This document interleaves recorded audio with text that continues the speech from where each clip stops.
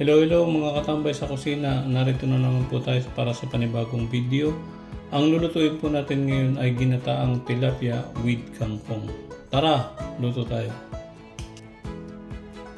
Nagpainit na po tayo ng kawali. Lagyan po natin ng mantika.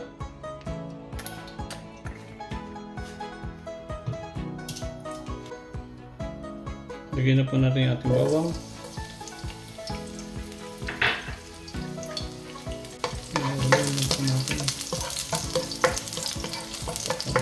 Brown lang po natin yung ating bawang.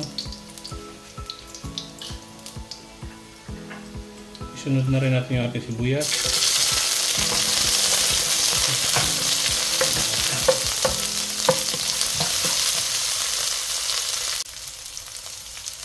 Lagyan na rin natin yung ating luya.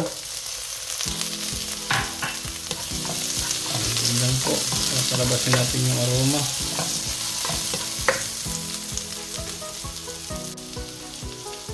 Sunod na rin natin yung ating kamatis.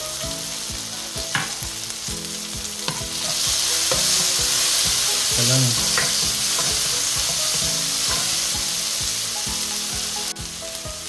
Lagyan natin ng patis. Yung panasa.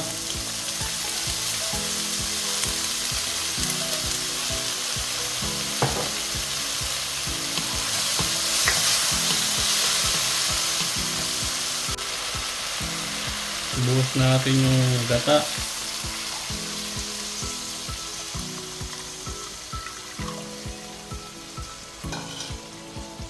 Hintayin natin kumulo. Ayan, nakulo na. Ilagay na natin ngayon yung isda.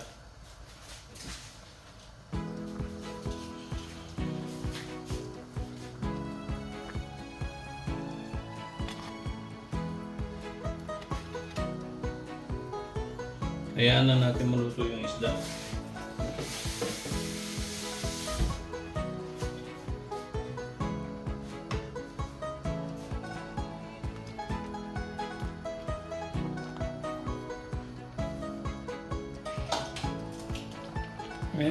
Ayan, medyo luto na yung isda. Lagay na rin natin yung ating kakang gata.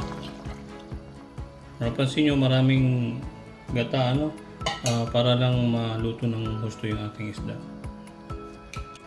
Tikman na natin, tapos kung timplahan natin ang asin.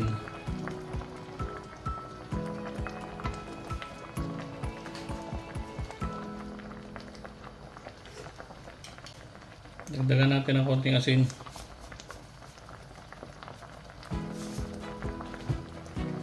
Yan lang natin kumulo.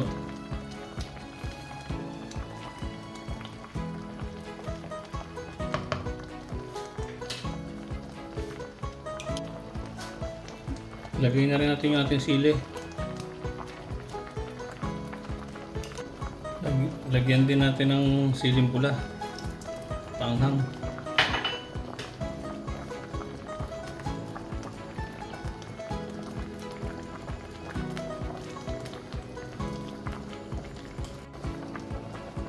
Ayan, luto na yung ating isda. Okay na rin yung timpla. Patayin na natin yung apoy. Tapos ilagay natin yung ating kangkong.